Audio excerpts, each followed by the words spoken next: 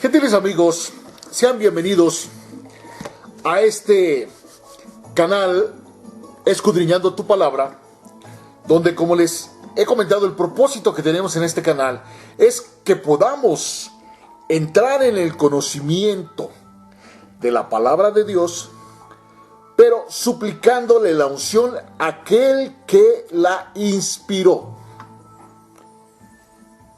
Y la palabra de Dios fue inspirada por el Espíritu Santo. Pero como le comenté a ustedes en los videos anteriores, en los primeros videos de este canal, Dios inspiró su palabra a través del Espíritu Santo a hombres de toda clase de estatus económico, de toda clase de personas con diversas características, pobres, ricos, sabios, incluso hasta habló a través de un burro. Pero como les comento, queridos amigos, el propósito de este canal es que podamos escudriñar, averiguar, investigar, indagar, meternos en lo más profundo de las enseñanzas que Dios ha dispuesto para su pueblo, pero que desgraciadamente las religiones han ocultado con el único propósito de apoderarse no solamente de las enseñanzas del Dios Todopoderoso, sino con el único objetivo de dominar al hombre. Pero precisamente una de las extraordinarias bendiciones que hemos podido encontrar a través de la palabra de Dios que está contenida en la Biblia es el que nos hemos dado cuenta de que, a pesar de que a la Biblia la han cambiado, la han modificado, le han dado una cantidad de interpretaciones nefastas y negativas que no tienen absolutamente otro propósito más que esclavizar al hombre en el nombre de Dios. Pero como hemos venido descubriendo a lo largo de todos los videos que han salido de este canal, nos hemos dado cuenta que lo que ha sucedido no es que Dios esté en contra ni de la ciencia, ni del progreso, ni del hombre.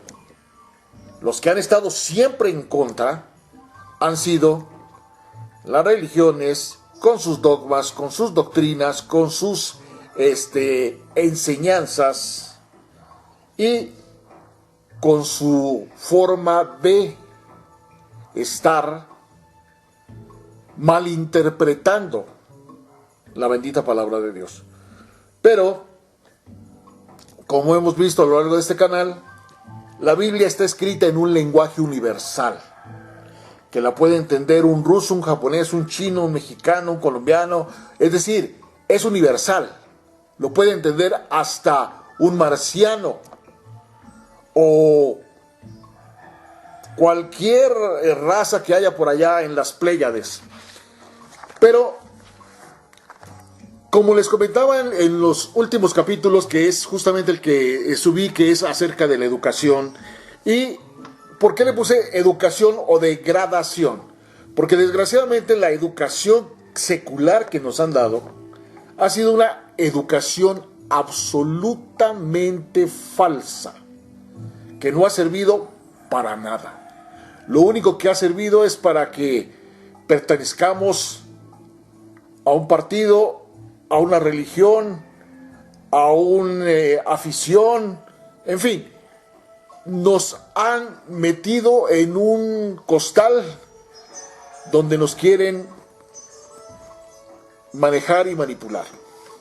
Pero precisamente por eso Jesús el Cristo dijo claramente: y conocerás la verdad, y la verdad te hará libre.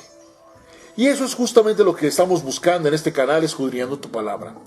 Conocer la verdad de la palabra de Dios para que podamos entender verdaderamente cuál es exactamente la esencia de cada una de las palabras que salieron de la boca de Dios. Y, lo más importante, que podamos comprender la esencia de cada una de sus leyes, preceptos, ordenanzas, decretos y mandamientos para que los pongamos por obra. Eso es justamente lo que estamos buscando a través de escudriñando tu palabra. Y como vimos en este último video de la educación, hablamos de la importancia que tiene el educar a nuestros hijos desde su esencia. Y para eso estuvimos viendo el Salmo 139. Y quiero comentarles algo importante del Salmo 139. Como ya ustedes lo saben, los primeros 6 versículos que representan trabajo, esfuerzo, lucha, tesón, están encaminados a que el bebé que está en el vientre, o que nosotros que ya estamos desde hace años en este mundo, podamos entrar en el vientre de nuestra madre a través del Salmo 139 y podamos hacer que nuestro espíritu se vivifique, que nuestra alma, nuestra mente y nuestro corazón se magnifique a través de los versículos 7 al 12, y finalmente que nuestro cuerpo se llene de salud, vigor, energía, vitalidad y fuerza. Porque como ya hemos visto, nuestro cuerpo no solamente necesita salud, necesita todo lo que les acabo de mencionar. Y eso lo vemos en el Salmo 139, que está encaminado, los últimos versículos que son de el 13 al 18, en la conformación de nuestro cuerpo. De tal manera que es importante, como les comenté, que las madres puedan hacer que sus hijos repitan este salmo para que empiecen a vivificar su espíritu en los primeros 7 versículos, en los primeros 6 versículos, perdón. En los primeros 6 versículos estamos vivificando nuestro espíritu. En los siguientes 6 versículos, que son del 7 al 12, estamos vivificando nuestra alma. Y en los últimos versículos, que son del 13 al 18, estamos vivificando nuestro cuerpo. Por eso, el 6 es vital. Está dividido en 6 versículos para nuestro espíritu, es decir, el trabajo que debe realizar nuestro espíritu, el trabajo que debe realizar nuestra alma y el trabajo que debe realizar nuestro cuerpo. Por eso vemos que son 3 de 6. O sea, el Salmo 139 está dividido en 3 partes, porque ya vimos que hay una cuarta que es de el 19 al 24, pero que esos son escritos por el hombre, y que definitivamente ahí no hay ninguna unción del Espíritu Santo, ahí no hay absolutamente nada que pueda contextualizar el texto de todo el Salmo 139. Por eso, queridos amigos, es vital, es importantísimo que nos demos a la tarea de desaprender todo lo nefasto y negativo que aprendimos y empezar nuevamente de ceros. Hacer un reseteo completo y absoluto de nuestra CPU y poder empezar ahora sí a alimentar con palabra viva, no con palabra muerta como vimos que era la que conocía Nicodemo. Y por eso también en el último capítulo de la educación les hablé justamente de cómo el Salmo 139 nos enseña a que empecemos a obrar desde nuestra esencia, y cómo Cristo, Jesús el Nazareno, le dice a Nicodemo que debe nacer de nuevo. Pero una cosa que es extraordinariamente importante, queridos amigos, es que yo les comenté que Jesús el Cristo le dijo 6 veces a Nicodemo: de cierto te digo. Y como vemos, ahí está nuevamente los 6 de 3 que aparecen en el Salmo 139, es decir, como el Salmo 139 está dividido en 3 partes de 6. Y como Nicodemo recibe la instrucción de Jesús el Cristo en 3 ocasiones, repitiéndole por 6ª vez: de cierto te digo.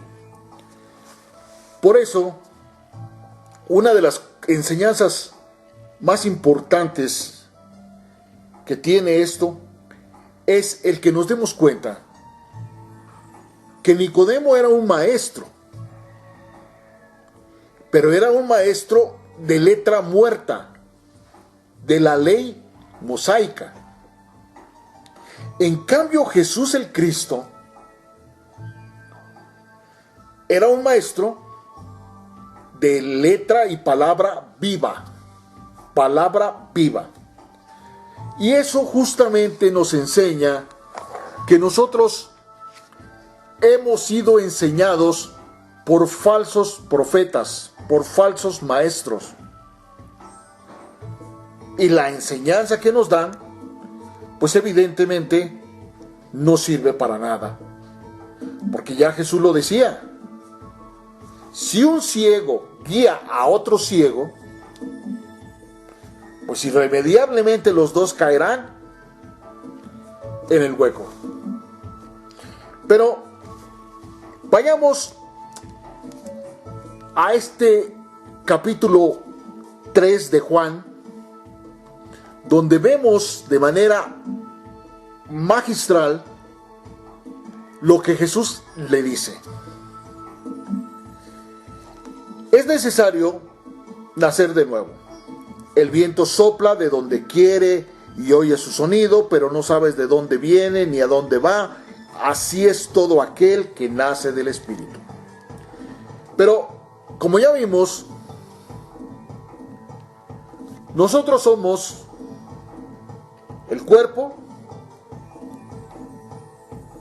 que está representado por la tierra,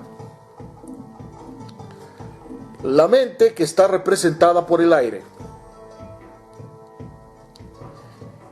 el corazón que está representado por el agua y el espíritu nuestro que está representado por el fuego. Como ustedes se dan cuenta, 4. Pero tierra, agua, el agua alimenta la tierra, luego el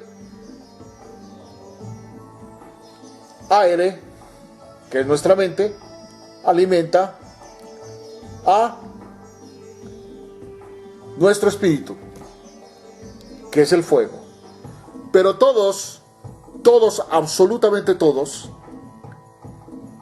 están siendo guiados por el Espíritu Santo de Dios. Y cuando estos se doblegan, cuando nosotros nos doblegamos en espíritu, en alma y en cuerpo al Espíritu Santo, entonces viene el poder. Ahora nos damos cuenta por qué Jesús dijo claramente: estas cosas que yo hago, ustedes las harán también, y aún mayores harán, porque yo voy al Padre. Esto es muy largo, queridos amigos, por eso, como ustedes se pudieron percatar, el último capítulo que hablaba justamente de la educación, lo tuve que partir en cuatro, y aún todavía aparece este video, que es el que estoy realizando ahorita, porque hay cosas que debemos puntualizar. Volviendo a lo que Jesús el Cristo le dijo a Nicodemo, podemos ver lo siguiente. ¿Tú que eres maestro de Israel, no sabes esto? O sea, ¿cómo es posible que un maestro, como era Nicodemo, y que estaba versado supuestamente en la ley, pero la ley en la que debería estar versado Nicodemo no era en la ley mosaica, es decir, en los 613 mandamientos que se sacó de la manga Moisés? Él tenía que estar siendo un maestro, pero en los 10 mandamientos que Dios le entregó a Moisés, y que, como ya vimos en otros videos anteriores, Moisés los modificó, y no conforme con haber modificado esos 10 que el Señor le dio, no tuvo empacho en aventarse 613 mandamientos más. Y si a esto le agregamos que en la ley era imposible, absolutamente imposible, cumplirla, porque aunque hubiésemos podido cumplir 9 mandamientos, con uno que nos hubiese faltado, ya no hubiese podido ser absolutamente cumplida la ley. Y Dios se percató de eso, de que era imposible para el hombre, que había perdido su identidad como hijo de Dios a través del pecado de Adán y Eva, pudiera cumplir con estos mandamientos. Y precisamente por eso Jesús le dice: ¿cómo tú, siendo maestro de la ley, maestro de Israel? Porque se supone que ellos estaban educando no al pueblo judío, no al pueblo hebreo, sino al pueblo israelita, es decir, aquel que busca a Dios y lo halla. Entonces Jesús se sorprende y le dice: ¿cómo tú, siendo maestro de Israel, no sabes esto? De cierto, otra vez, esta fue la 6ª vez que le dijo: de cierto te digo, que de lo que sabemos, hablamos, y de lo que hemos visto, testificamos. Claramente les puso que esto lo sabemos, lo hemos comprendido perfectamente, y somos testigos visuales, porque el testigo tiene que ser alguien que estuvo ahí, presente. Por eso es absurdo que hayan algunos que se denominan testigos cuando no estuvieron en el momento en que Jehová estableció todas estas leyes. Entonces, ¿cómo puedo ser yo testigo si no estuve presente? Pero Jesús el Cristo dice claramente: nosotros,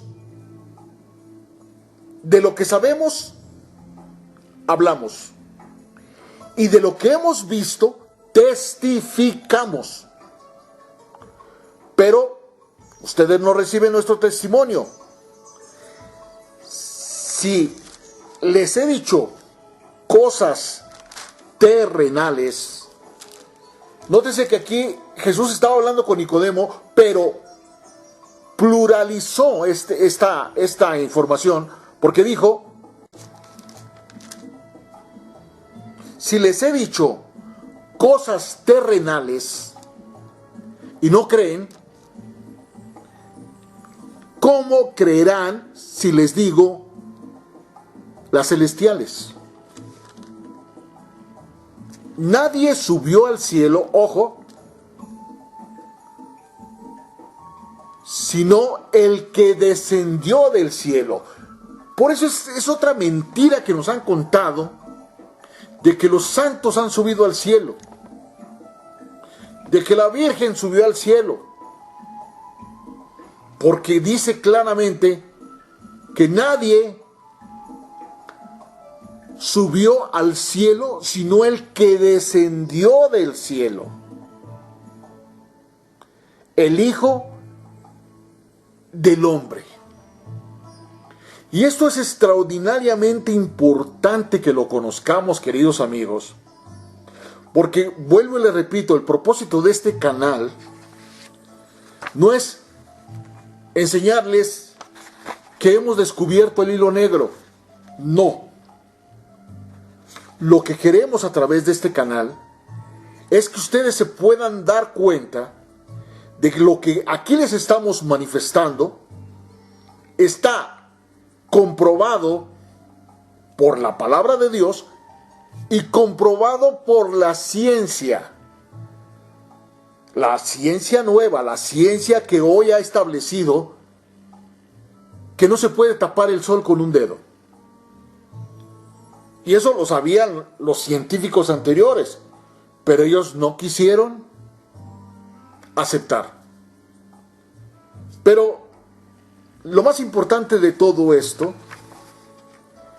es que el Hijo del Hombre, que es lo que está mencionando Jesús el Cristo aquí, tiene una connotación extraordinaria.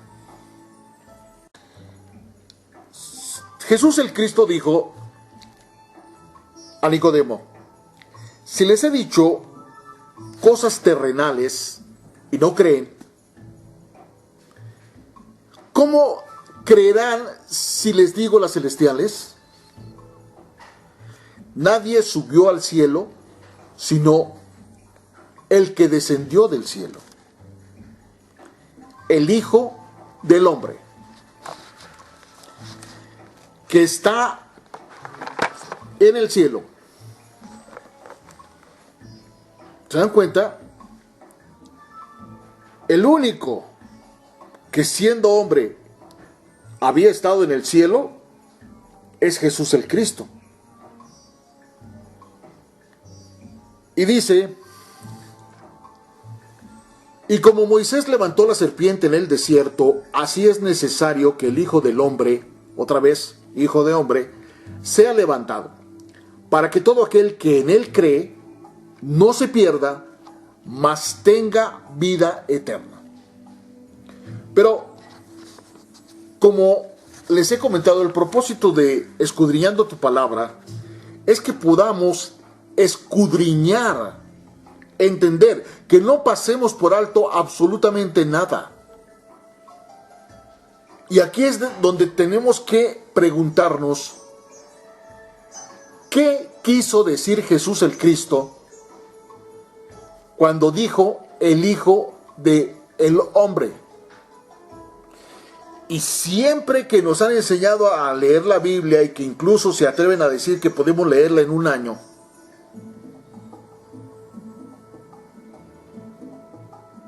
pasamos por alto todo tipo de enseñanza valiosísima como la que estamos viendo en el solo capítulo 3 de Juan, que hemos llegado al versículo 15, es decir, hemos visto 15 versículos, 15, y no hemos podido continuar por la sencilla razón de que surgen varias cosas importantes que tenemos que analizar de ese diálogo que se dio entre Jesús el Cristo y Nicodemo.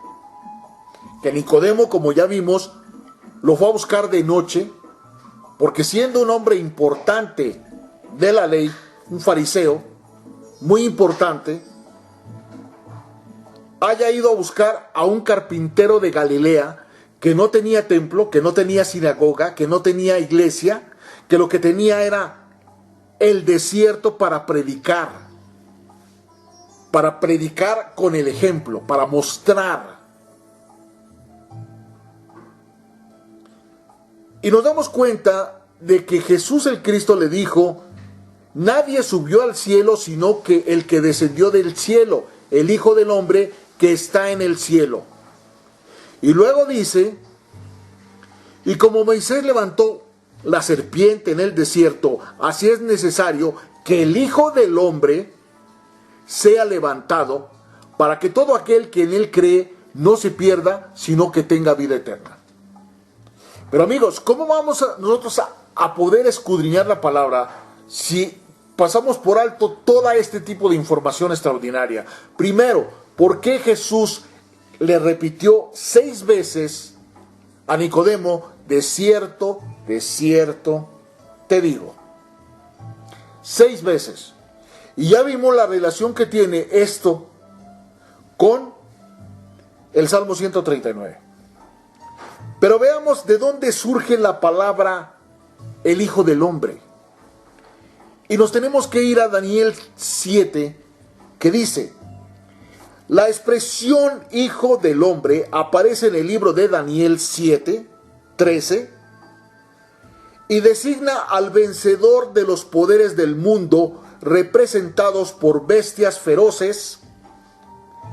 El Hijo del Hombre es el vencedor del combate y a él se le entrega el reino universal.